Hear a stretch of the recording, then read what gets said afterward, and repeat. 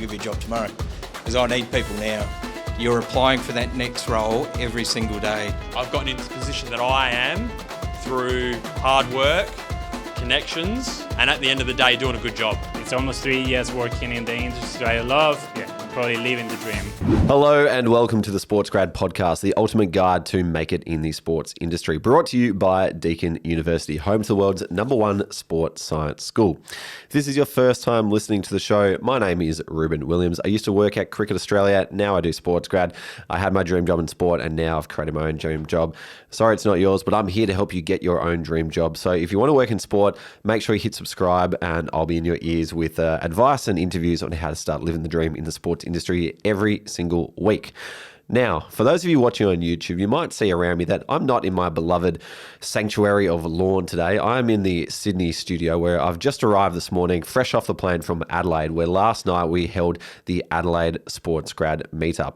And it was absolutely awesome. And I'm really excited to be able to share that this is the first meetup conversation that we've been able to bring to the podcast too. So you're actually going to get the chance to see what it's like and hear the panels. And we're going to start sharing with you the conversations from those meetups over the next few weeks as well. And some of the past too, which we've just had sitting in the background too. So really keen to start sharing more about what goes on. But of course, like the magic of these nights happens when you are there and you get to mix and mingle and meet other people and feel the energy of the room, which just gives you an almighty lift to feel like, to do what you need to do with your career. It really helps boost your motivation with that. So what you're about to hear is a panel discussion with 3 gentlemen from the Adelaide sports industry. Now, bit of context to this, because for those on LinkedIn following along, you would have seen that at one point we didn't have any speakers for the Adelaide meetup. And that is because we had Brad Humphrey in mind, and unfortunately Brad had to pull out, and then our backup option pulled out, and then our backup option pulled out. And so at one point we were left stranded with no one to talk to. And so I put a post out on LinkedIn and said, hey, we're kind of stuck here. Who can help? And then all of a sudden, all these suggestions came flooding in. And in that time, Brad was like, oh, sorry, Ruben, I've left you hanging. Let me shuffle things around and I'll find a way to make it work. And so thank God he did, because he was an absolute ripper to have on the panel. But it also meant we had a few other people get involved too. So what you're about to hear is a panel discussion with, firstly, Brad Humphrey, who was the head of participation at the SANFL, which, is an absolutely massive organisation in South Australia. We also had Christian Rodriguez, a marketing coordinator from Football Australia, who's made an incredible journey from overseas to Australia to not only land a job in sport in Australia, but also pick up his permanent residency recently. And to be honest, people think you have to get your PR before you can work in sport coming from overseas. He has done the reverse. He got the job at Football Australia and then got his PR. And on top of that, you're also going to hear from Peter Giannes, head of participation at Volleyball South Australia. So 3 gentlemen who have come to the rescue to kind of put this panel together last minute for us, which was terrific. So thank you to those guys. But there is a lot in this episode that you are going to hear. We chat about their career journeys. We chat about, skills that they look out for. We talk about AI. We talk about the best ways that they're using AI, the best ways that their team are using AI as well, and what you can be doing to upskill yourself, to present yourself as an ideal candidate. And one of the most amazing things that came out on the night was Brad kind of announced to the room that he's literally hiring at the moment. He said during the night, if you want to roll in footy tomorrow, being a casual who can work around the Central District's footy club and you can kick a footy, I'll give you a job tomorrow because I need people now. And so on the night, you'll hear it in a sec. I asked people, put your hand up if you're available. And, several people put their hand up. And, now Brad's got a few interviews to to conduct with people on the night. So that is the power of these events. You get in the room with people who have not only got inspiring stories and plenty of wisdom to share as well, but are also recruiting, right this very second. And so if you are thinking about coming to a meetup, highly encourage you get along to it, because you just never know how it's going to change your career. That's all from me. Grab a pen and enjoy this panel discussion from the South Australian SportsGrad Meetup. Well, guys, thanks so much for jumping on. At one point, we didn't know if we were going to have a guest at all, but now we've got 3, so this is terrific. So thank you for everyone for making themselves available. Guys, I'm going to have a chat with these gentlemen, and then we'll open up the floor to everyone else to ask a question. So if something does come to mind, keep it top of mind, and we'll make sure we'll get through everyone. But Just to start with, can I please ask you to introduce yourself, your role, and what you're working on at the moment? As I said before, I'm Christian. I work for Football Australia in the marketing department, especially in the community space, but I do support also national teams, so brands like the Matildas, the Socceroos, and mainly in a program that is called Club Changer, which supports all community clubs in Australia. And now we are supporting around 1,300 clubs, helping them to grow, to become stronger and more resilient. That's a little bit of what I do. Thank you very much. Good evening, everyone. I've had an opportunity to meet a few in the room, but please come up and say good day at any stage afterwards. Brad Humphrey, Head of Game Development at the SANFL, so head office is just across the footbridge here at Adelaide Oval. For me, we're very fortunate through the support of the AFL and the two local clubs. We've got a team of 30 people, full-time staff, based here in Adelaide and spread out throughout the entire state, with an opportunity to get in and promote football into every primary school and as many secondary schools as we possibly can, working through some of the challenges that we've got, like concussion and screen time, and trying to get kids off their devices and out there kicking footies and living healthy, active lifestyles. Ruben, to your question, what am I working on mainly at the moment? I'm thinking about how we can adapt AI to take more admin time off of our staff and then spend more time out in the field kicking footies and getting probably a better return on getting them off their devices and out there kicking footies in the field. Yeah, so as I said before, I'm Peter, Head of Participation at Volleyball SA. Only started in January, so I've been thrown in the deep end. I've got so much stuff going on at the moment, it's not even funny.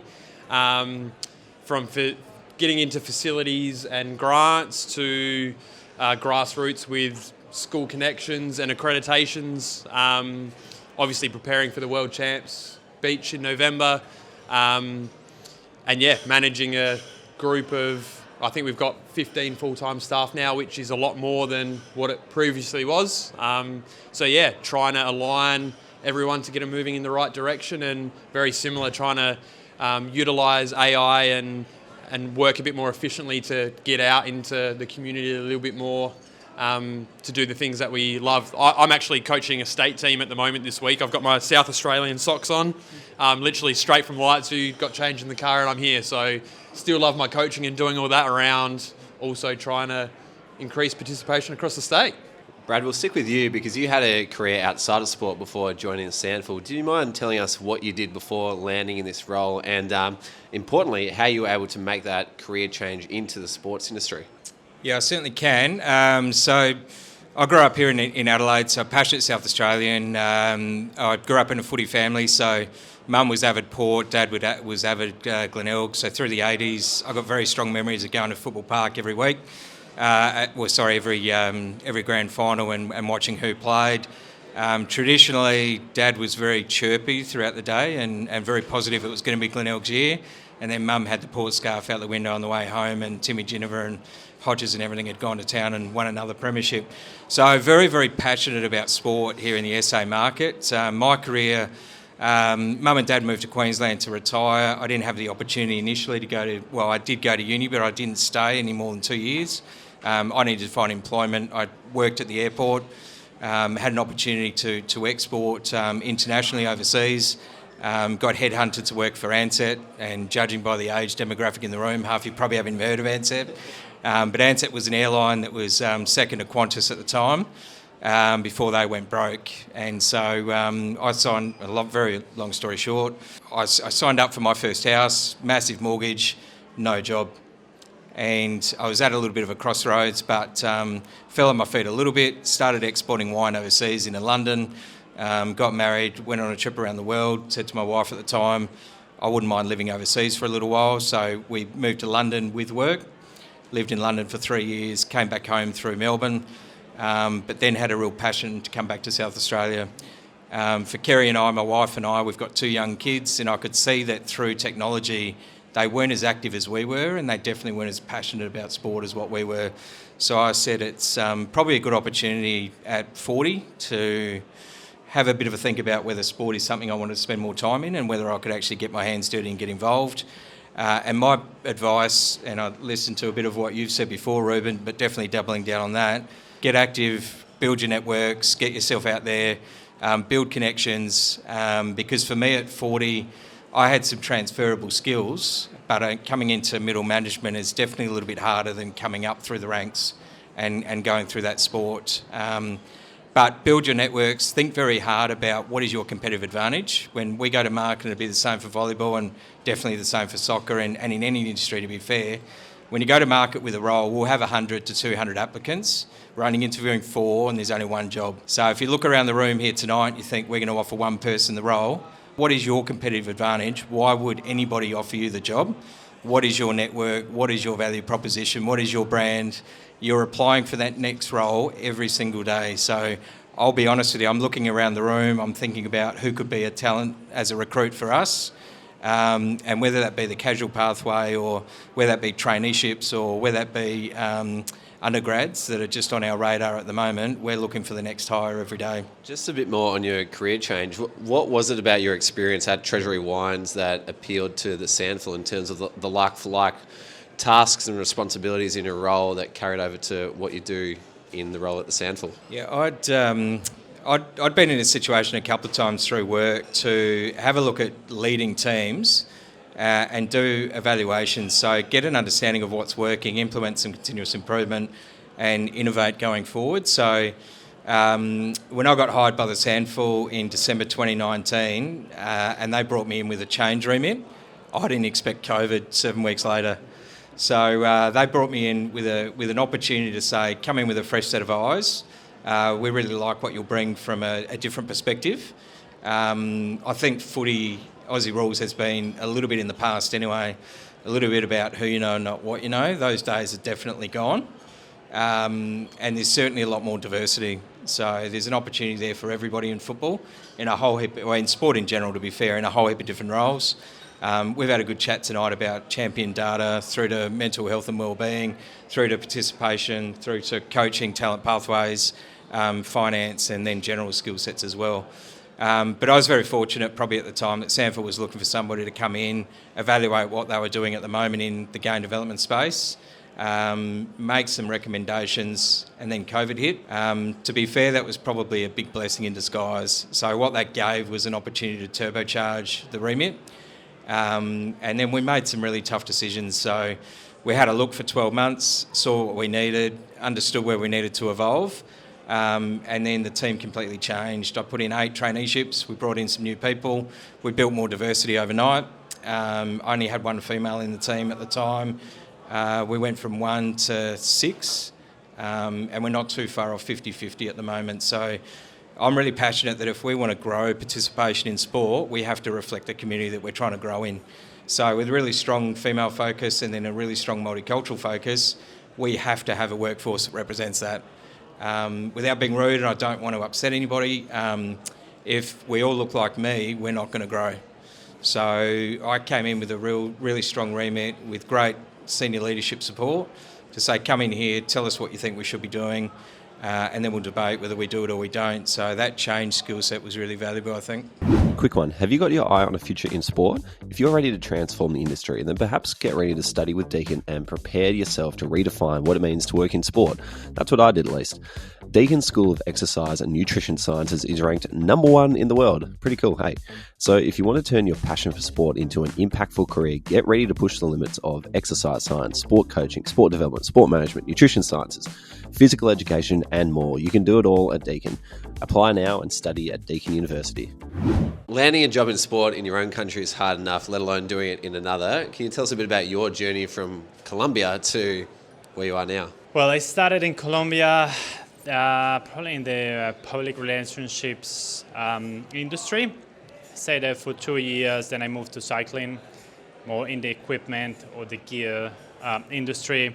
Worked there for 2.5 years until we made the beautiful decision of going overseas. Had a couple of friends in Melbourne and Sydney. They were telling me, you will love Australia, you will love Australia. And we said, okay, we will love Australia. We came to Melbourne. I started a Master of Sports Management at La Trobe Uni. Completed after 2 years. We got in love with Australia and we said we are staying here. But then we had to obviously work. and as an immigrant, you had to start working in the immigrants' roles, entry roles. So I started working back in that time. There was a company, a competitor of Uber Eats called Foodora. So I started doing some tech management things, something that I never did before. But that gave me that interest into the professional industry in Australia. Then I went to a company again in the cycling industry, probably same role or similar role to what I was doing back in Colombia. And because of visa conditions, I had to move to either South Australia, Northern Territory, or Tasmania.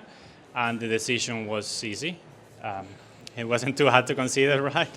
And I approached a company in South Australia, the one that I love. It's called Blackcomb Sportswear.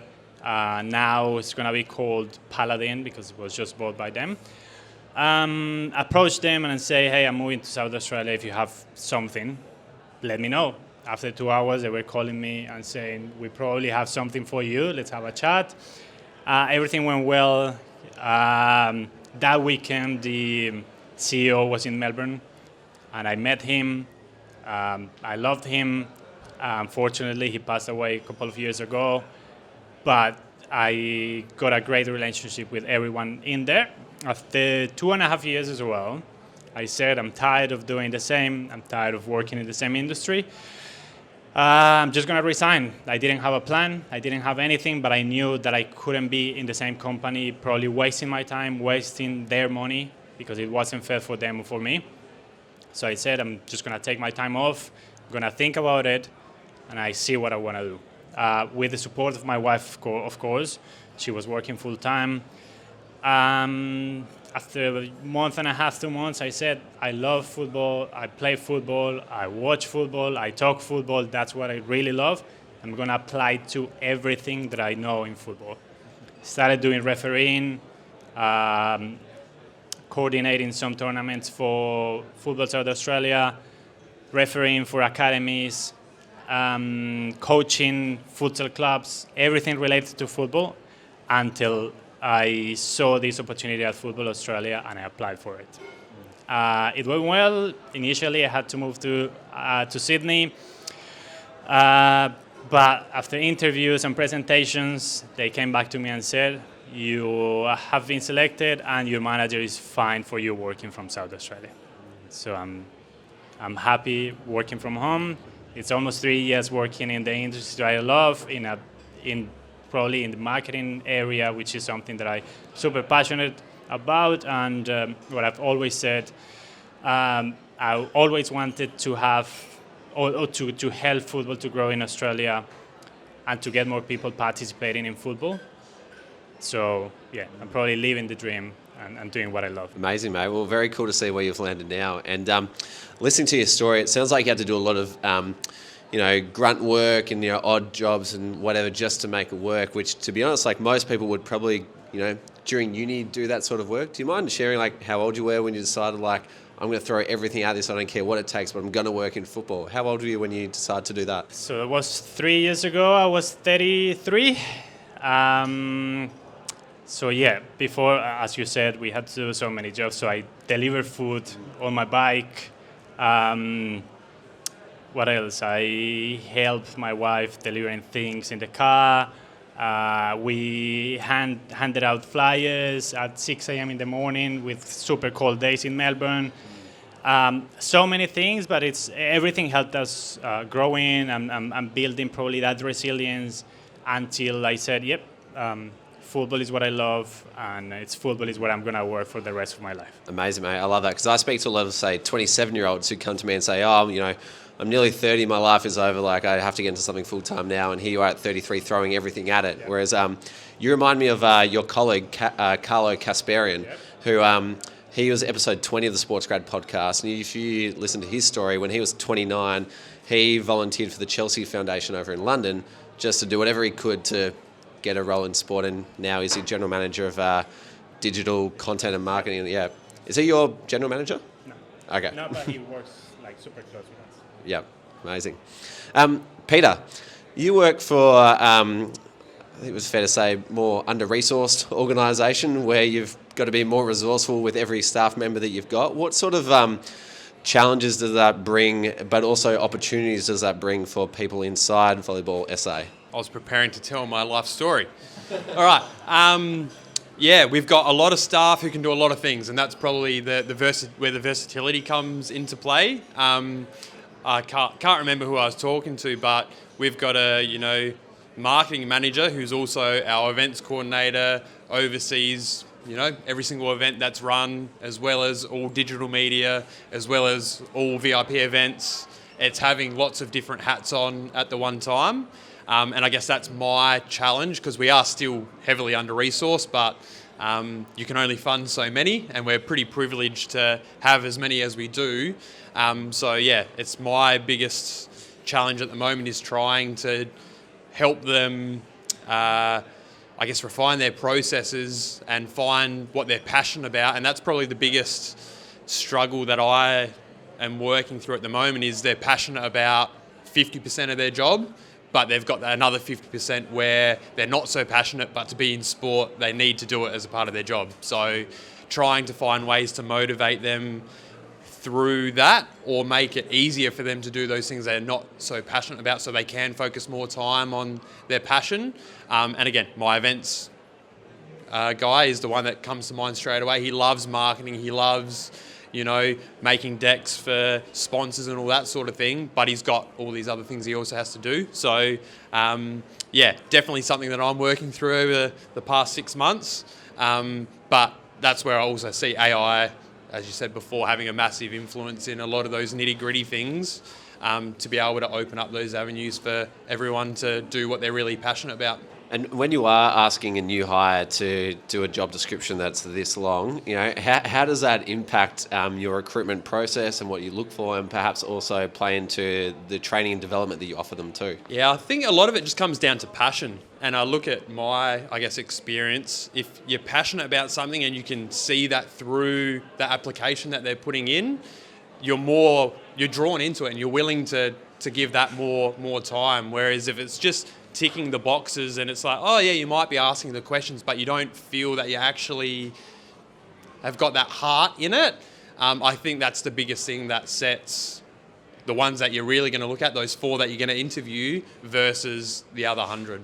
I don't know if I answered your question, but I know that's certainly something that I resemble with across my journey as well, and something that I really focused on when I was putting myself out there. And tell us about the way that you guys are using AI to improve your processes. Is that something that, when people join Volleyball SA, they get handed an AI bot to work with, or are you training them on how to prompt? What sort of integration does that look like? So we're pretty early stages at the moment, and it was only the sport conference that we were at with Sport SA only probably a month ago that rejigged our thinking process going far out. Like, this is there. But a lot of it is in the data and policy and documentation side of things, really refining that. To give you an example, even a fortnight ago, I had to, it's always the way in sport, something happens and we got to make a policy for that. Blood policy, we had one, but it wasn't up to scratch. AI, 2-minute job, gave us at least some foundation to work with, and then obviously make it sport related. Whereas before AI, that's a lot of research, a lot of time that you're spending to gather all that information, and that could be days. So we're working through how it, operates at a staff level at the moment, but certainly higher up in management, it's a lot of policy and it's a lot of background checking to get at least something together to then put our volleyball spin on it, I guess. Amazing, thank you. Brad, a lot of people say AI might take your job, but if the people who know how to use AI, they won't be replaced. For people who are applying for jobs at the SANFL, if you were to look at a perfect candidate in your eyes and think about their skills in AI and what you'd love to see them be able to possess and be able to do, what would an ideal candidate who knows how to use AI look like to you? Yeah, it's a good question. So if you think about the reason why everyone's here tonight, I'm assuming, is to try and get an opportunity in sport. That's a I mean this respectfully, that's a you problem. If you think about it, for us three up here, what's an our problem? So our problem or our opportunity at the moment is to say budgets are always tight. It doesn't matter what sport you're in. We want to try and grow participation as efficiently as we can. But whether it be any sport that's represented up here, at this point in time, robots are not kicking footies. They are not shooting basketballs. They are not, playing soccer or the world game. So if we think about where the next evolution is going to take us at the moment and the efficiency side, I have a number of staff at the moment that are emailing teachers on phones, doing a lot of admin, doing a lot of grunt work, and they are perfect people to be representing SANFL out there in the community and kicking footies more. So the me problem at the moment that I'm trying to look to resolve is how can AI communicate with schools and book schools and take that admin off of my delivery team so that they can be more proactive in getting into schools and kicking footies more often, which is where the real value add and the rubber hits the road. So that, at this point in time, is not going to get replaced by AI or technology. Technology is going to make our life a lot more efficient, but the human interaction, the relationships, the role modelling, the delivery side, I can't see that changing through AI, certainly not in the short term. This is going to be how do we drive efficiencies before we set foot in the school. And we're quite fortunate at the moment. We've got every school in the state mapped out. We know what the demographic is. We know what the student enrolment is. We know what your participation in football is at the moment. We're building our plans 12 months in advance. We know what we want to do and when we want to do it. AI can help us book all that before you see a human come inside the school ground. That's a me problem. So that's how you can help me solve that. The other thing with AI is obviously you have to have a vision. Like, AI isn't going to do the work for you. You still need to have that vision and ask the right questions to get your end result. And that's probably the biggest thing that I'm trying to get through our staff at the moment. It's don't come to me with problems, come to me with a problem and 3 solutions. And that's where AI can help massively, but you need to know and understand how to ask those right questions, regardless if you're using AI or not, to be honest. And that's what makes you really valuable. It's how to challenge yourself to ask those right questions and get to that solution-based problem solving versus just palming off left, right and centre issues that you've got. Take a solution-based mind any day of the week. I do like the way you said that that's a you problem, and people in the SportsGrad Method program will know that I constantly repeat that the sports industry doesn't care what you can do, it cares what you can do for them. And thank you for reinforcing that. But in terms of Brad, and feel free, anyone on the panel, to answer this question, like, where are you going to learn about AI? Are you getting consultants in? Have you subscribed to newsletters? Where's that information coming from that's informing how you guys are growing? Yeah, again, excellent question. So, and this really leans into one of your first questions to me, is that right now, from a workforce planning delivery point of view, we don't have all the answers. So that's what's really quite exciting. So for me, coming into football or into sport for the first time as a 40-year-old, what I had was lived experience. So I had international experience, I had relationship building, I had strategy, I had finance, I had a little bit of program design, a little bit of re-engineering. So that was appealing to football at the time. As AI looks to evolve, people with an AI skill set that enjoy that are definitely going to be highly advantageous to develop their skill set with us. We don't have that skill set right now. So for anyone who has an interest in that wants to get involved in sport, and what I sort of spoke about initially, there's a role for a lot of different people. But, that might be also somebody who wants to come in and say, look, I hear what you're saying, AI is not for me, but I want to kick footies and role model. There's still roles like that sitting in my team as well. So I think I think you hit the nail on the head. We have a plan, we have a roadmap, we have a strategy. We're working through what that looks like at the moment. We've got some relationships with Microsoft. It's highly likely to be a co-pilot-led design. It needs to be interconnected, so it needs to communicate with all of our existing programs. But ideally, the vision at the moment is we load all of the information that we want to achieve over the next 12 months. AI talks to us about what's the most efficient way to go from school A to B to C throughout a 38-hour week plus more. And the first connection point you may have with us might be when we go into a school and kick a footy. that's where I think we'll be in the next 12, 18 months. Peter, where are you sourcing your AI information? Yeah, so again, it's pretty infant stages for us at the moment, to be honest. And again, I think it's just a staffing thing. There's been quite a bit of turnover in the sport. I assume most sports are pretty similar in terms of admin roles. And it's probably only been the last 6 months where we've actually been able to stop and breathe and go, okay, we've got the competitions and everything running day to day. What can we actually start doing to improve? And obviously AI is one of those things. And yeah, it's the conferences, it's the self education that we're doing at the moment to work out where it's going to benefit the best. And I guess that falls on me to then provide to the team and work out the best way forward. So literally, it's like I said, it's only been the last month where we've had the chance to go, okay, let's start looking at this. Because yeah, the 5 months before that has been keeping head above water, to be honest. Probably I'll complement a little bit. At FA, I probably don't have that knowledge of where we are using AI at the moment. That's probably something for higher roles to decide how we are approaching that.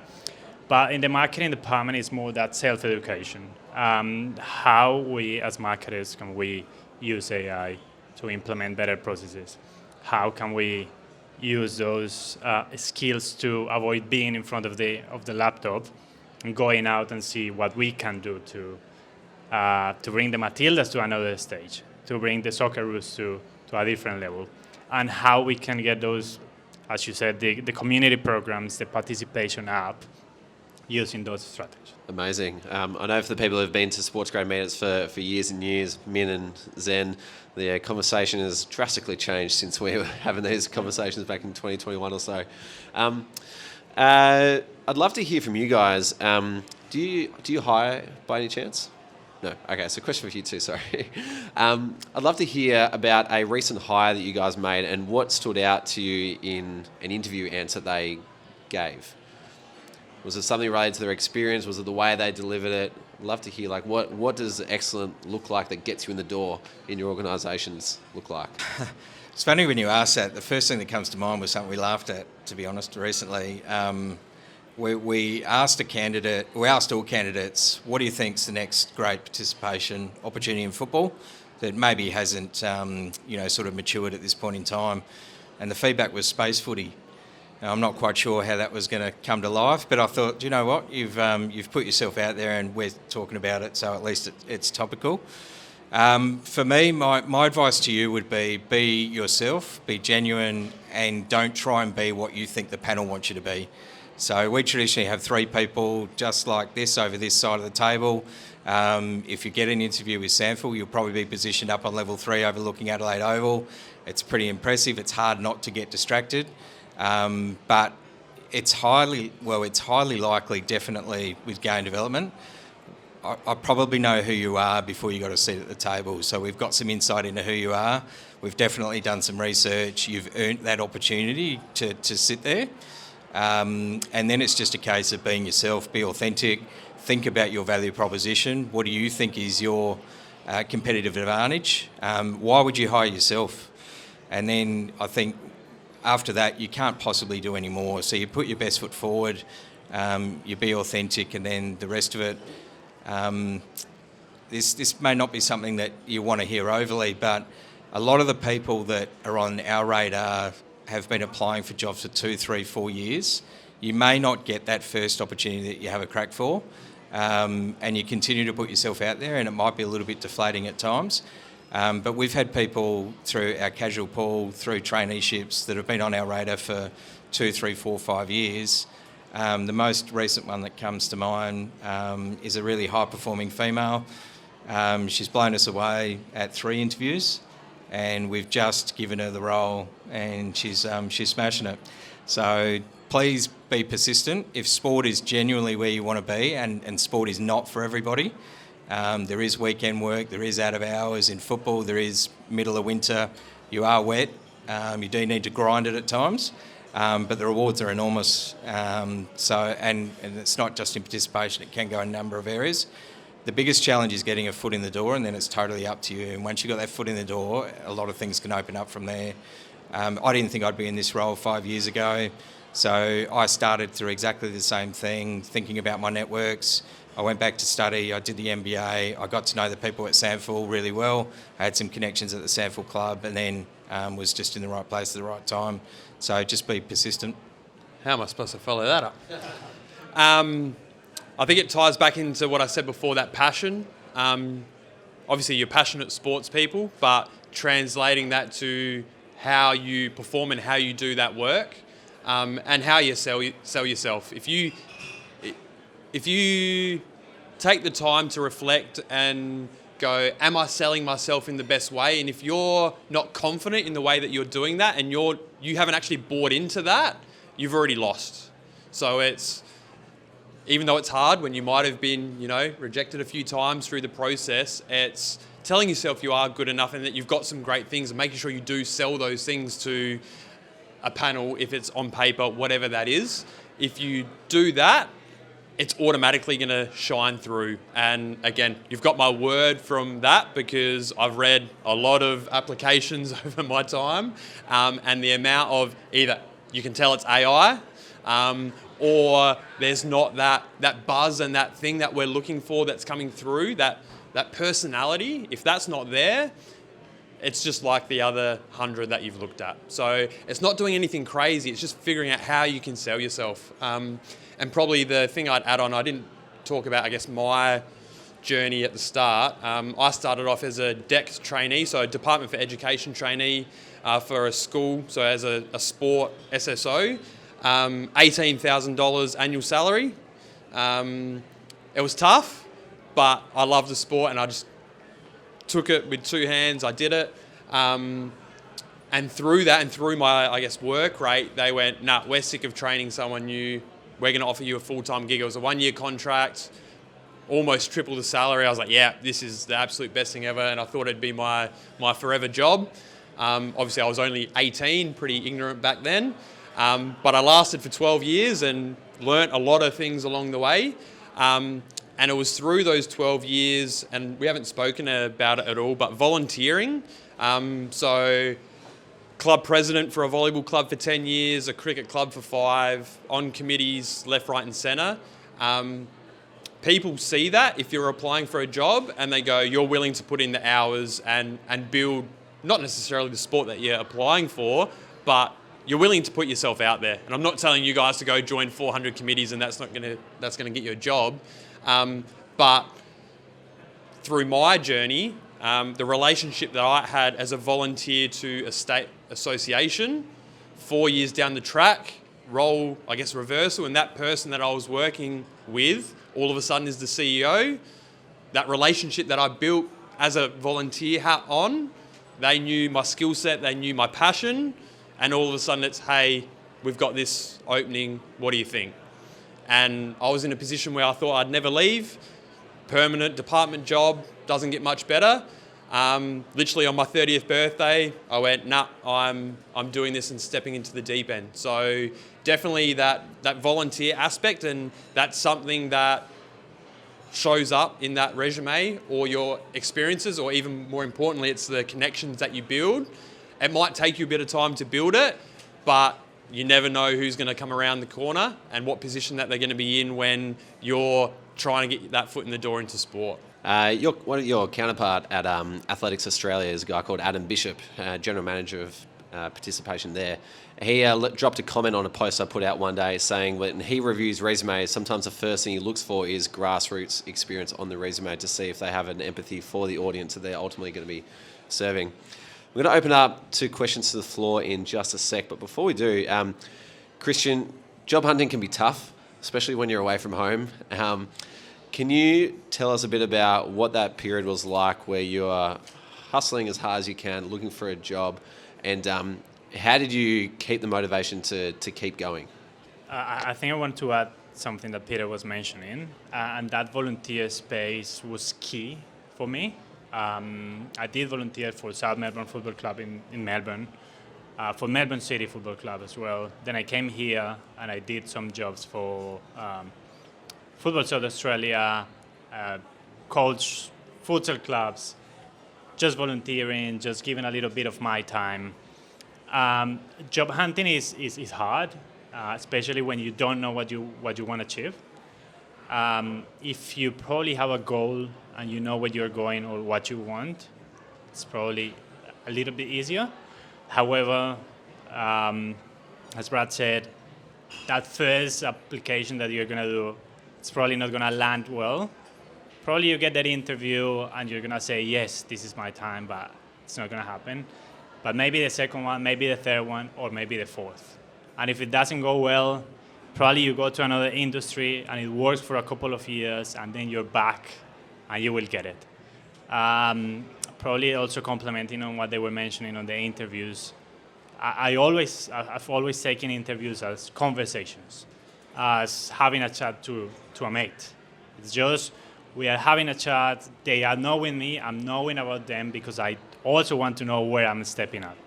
I want to know where I'm going to be working, and I will be asking questions on the culture of the company, how long you've been working there, because I want to know if this is a good organization to work with.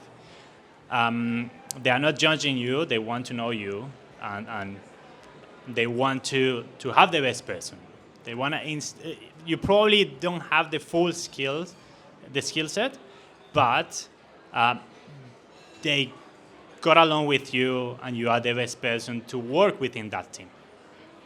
So yeah, job hunting is hard and it takes time, but if you have the goal and you know where you're going, I think you'll be able to achieve it. Were there any moments where you felt like giving up and going back to Colombia, or? No, I got in love with Australia, so I couldn't go back. But yeah, there are moments where I was like, it's probably not sports at the moment. I'll probably go to somewhere. So I had an interview with Tesla to work for them. But at the same time, I was like, I don't know if I want to be there. I don't know if I want to work for another industry.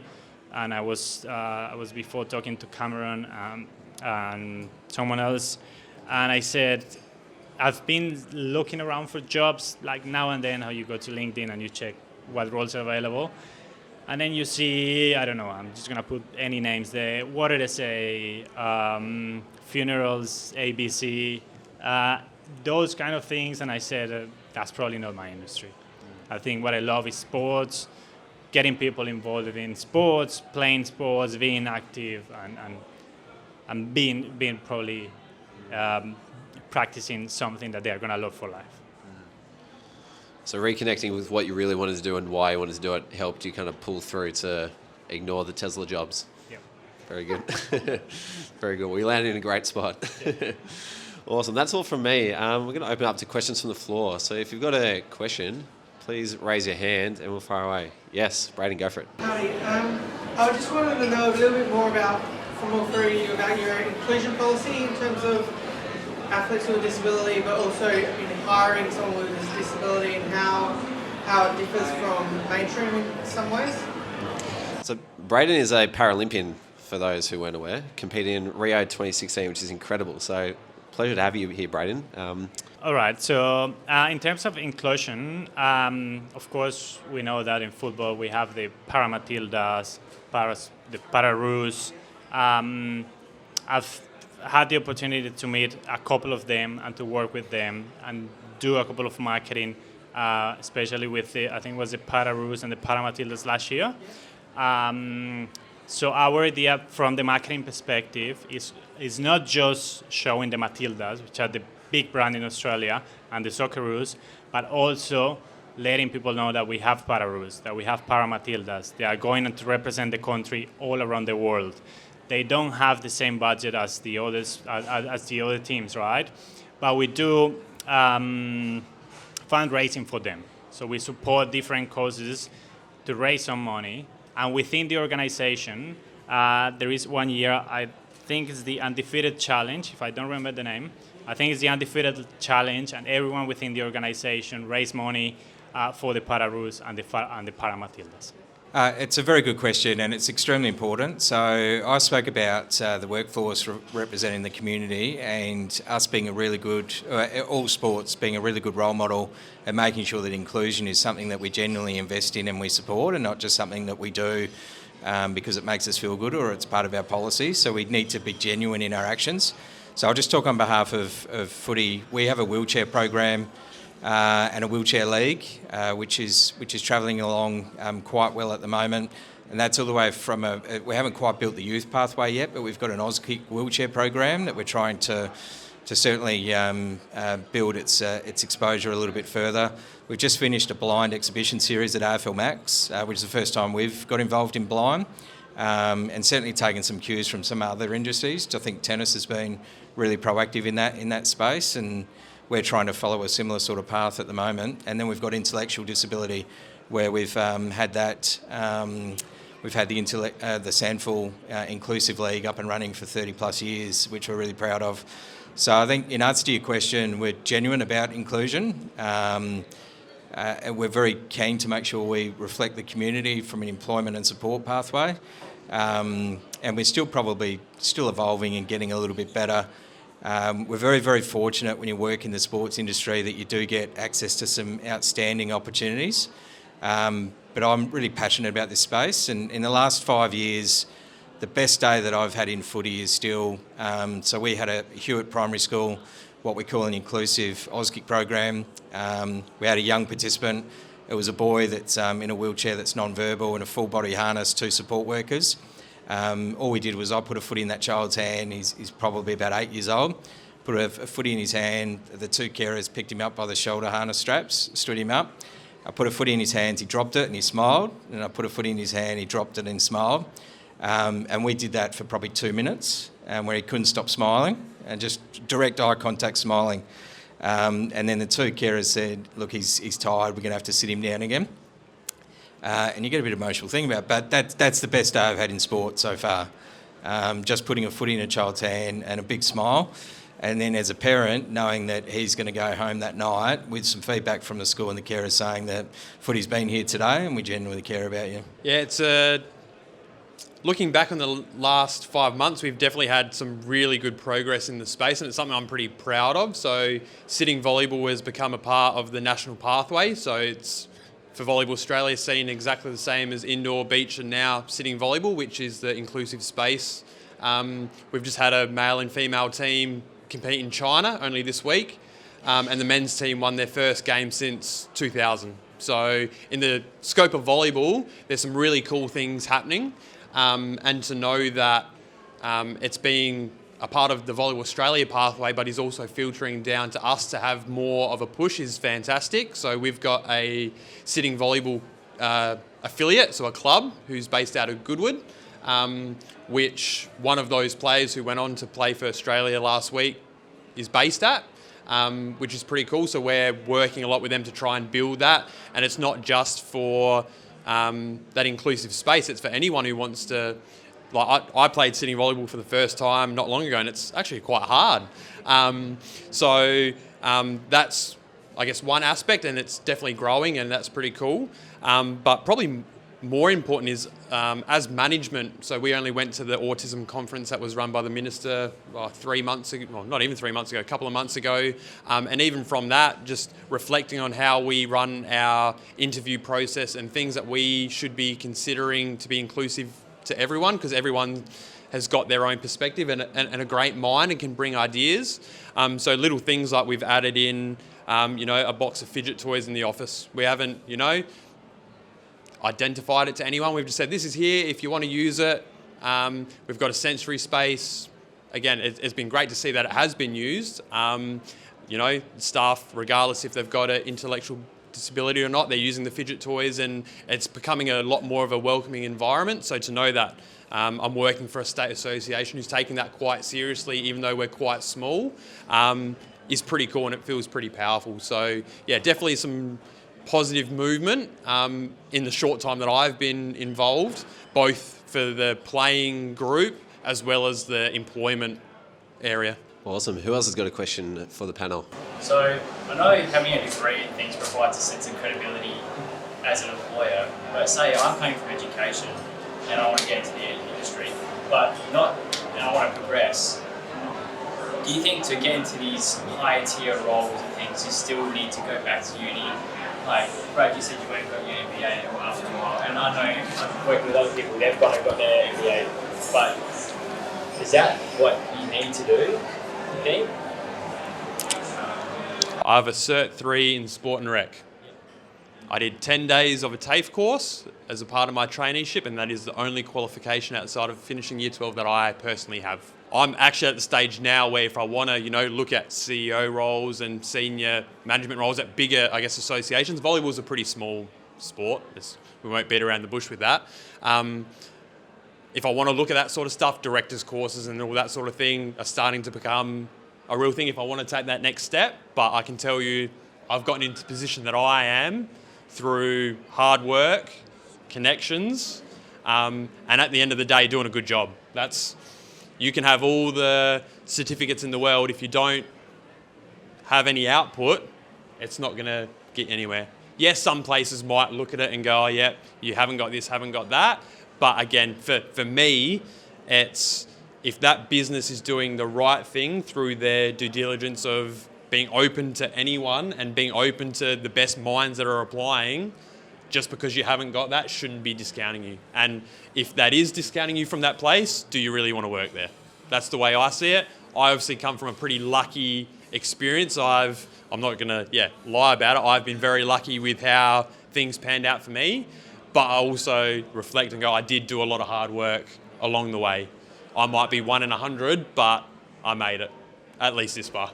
I think it's a really good question, and from our perspective, or certainly mine, the answer depends on what your ideal outcome is. So if you want to roll in footy tomorrow, being a casual that can work around the Central District's footy club and you can kick a footy, I'll give you a job tomorrow, because I need people now. You look like a good role model that I'd be quite comfortable getting to know a little bit better. And traineeships, if depending on the age and where you're at in your career, etc., we don't hand them out. That's still a pretty competitive process, but there's more chance of getting into a traineeship, and then that's your pathway. For me, at 40 and then thinking about what do I want my next career move to be, I was having a look at the exponential rate of change, and it's interesting how you reflect on how these sessions have changed really only over the space of the last 3 years. And I put myself in that situation thinking I've probably got another 20 years roughly to be thinking about working at that particular point in time. And I love the conversation today about what really motivates you, because I think that has to be the key driver. If you're motivated by the bright lights and, the appeal of working at the Crows without offending his end or Port or whatever the case may be, that can burn out pretty quick.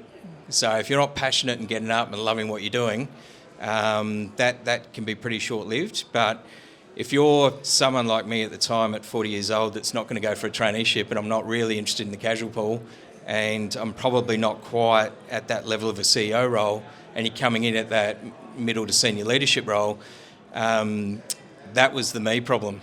That I was in exactly the same situation as everyone here tonight, thinking I would desperately love to work in sport because I can see some opportunities and maybe some transferable skills.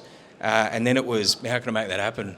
And so I went back to study to do the MBA because I wanted to diversify my skill set, and I wanted to understand a little bit more. I didn't want to necessarily be an expert in marketing, but I wanted to understand it better. I wanted to understand the global environment a little bit better, so I researched the MBA for 2 years. I ended up landing with Uni SA purely because they had a really world-class China study tour, which I wanted to go and do at the time, which I went to in 2018.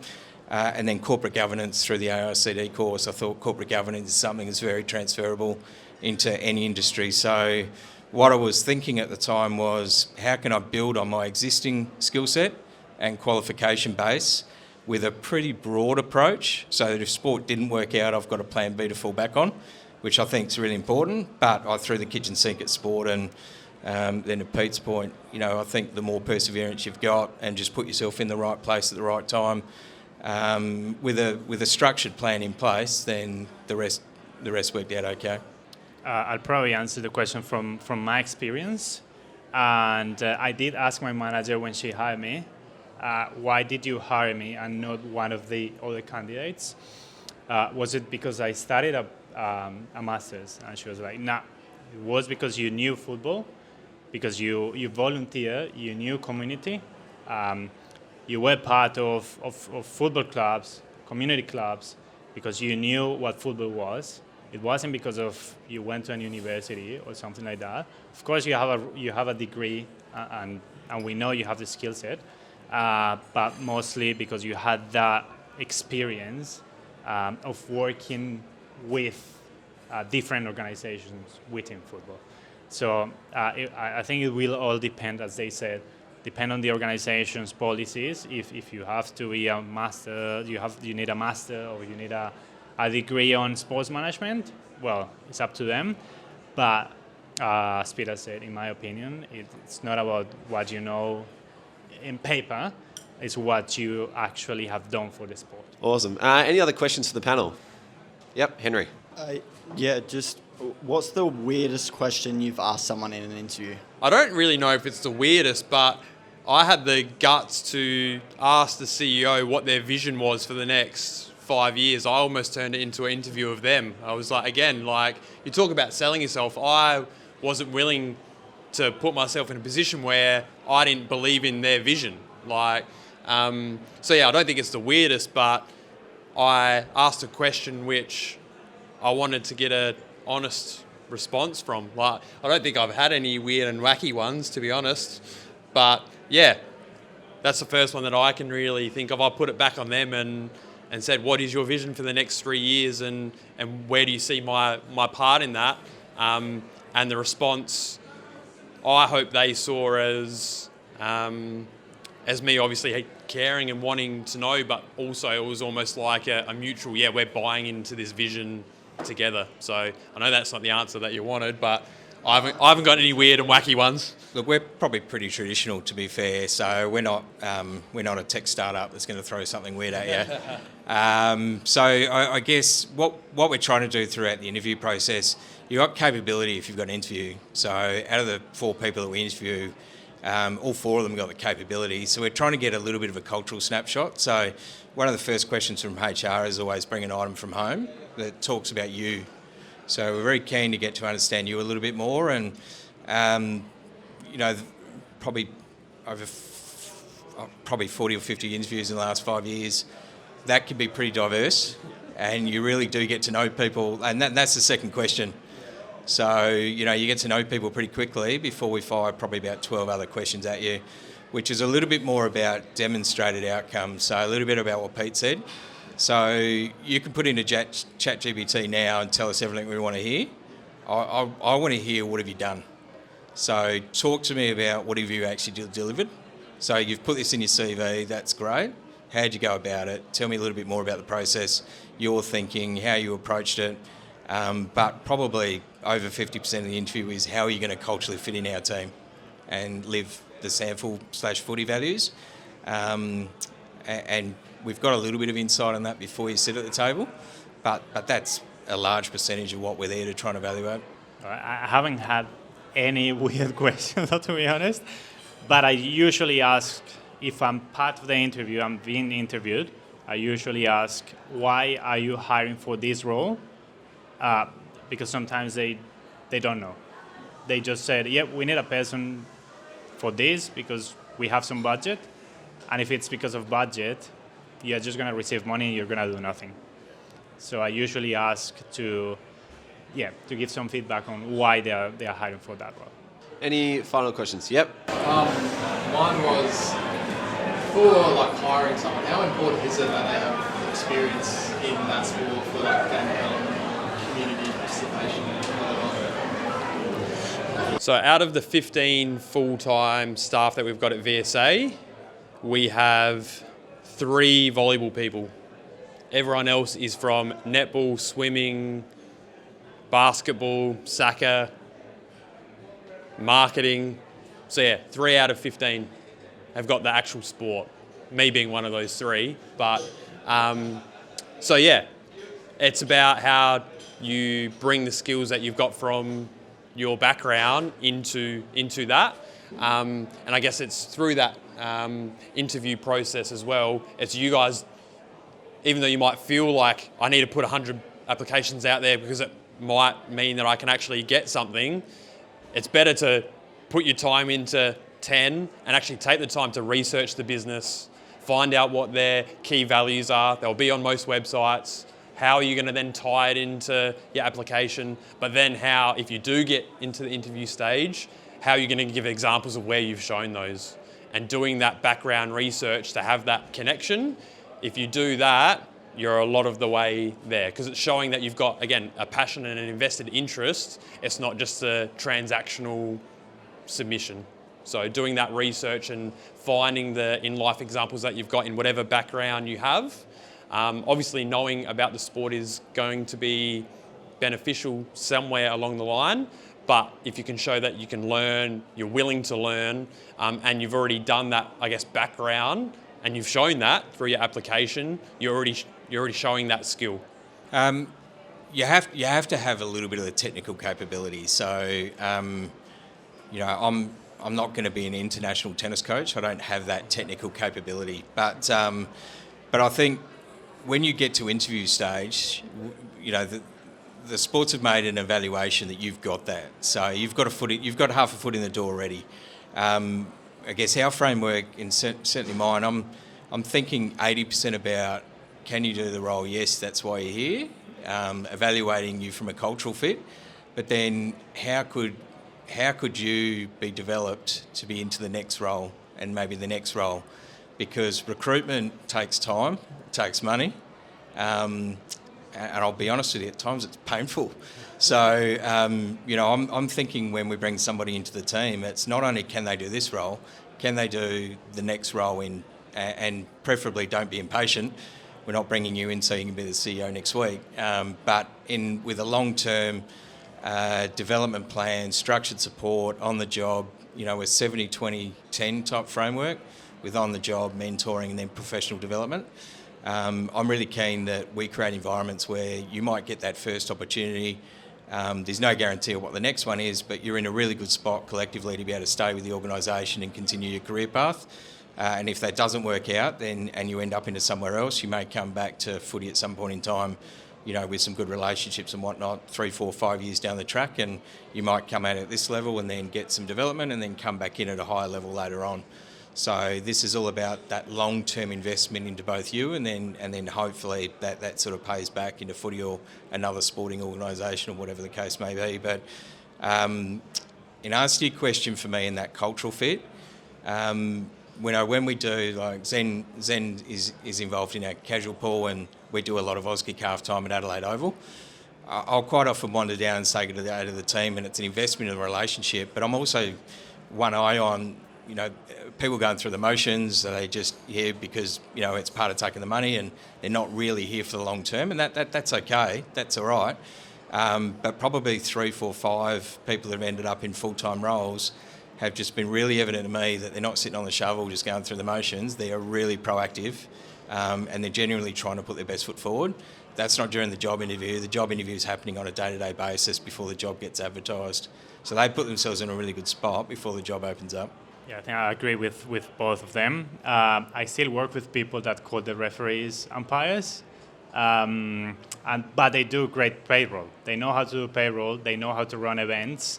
So it's not about just knowing the sport. Of course, as Peter said, it's an advantage. It's a benefit to know the sport, but you have your skill set. You know what you're doing. If you are good at payroll, you don't need to know the sport, right?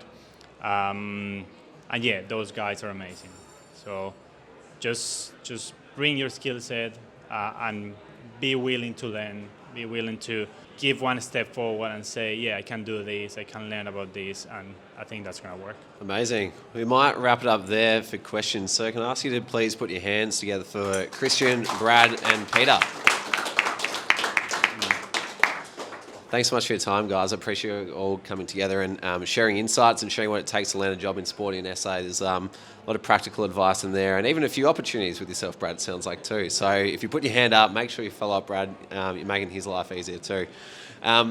Just quickly, we'll get back to, we've got plenty of time to hang around, chat and keep networking. But before we do, just wanted to share a bit about what we're up to at SportsGrad this year.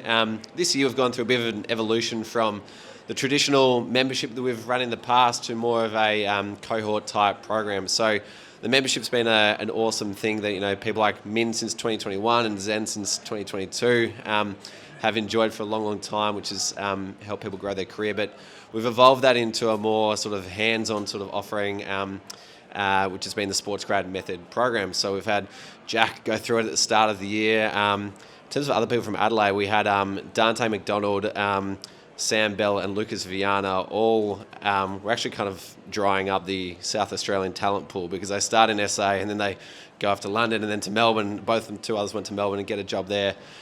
We helped Dante land a job within 3 weeks over at Cricket Australia in the partnerships team, and some of the results that have been coming out of the program have just been awesome to see. So we've got Ash and Emerson who are part of the program as well, and Riley's in it too, and who else? I'm not sure if I've missed someone, but yeah, it's been awesome to work with those people in the program so far. So there'll be more information about that if you are keen to jump aboard and need a hand with anything. But otherwise, for tonight, grab a drink, hang around, have a chat, and thank you so much for coming.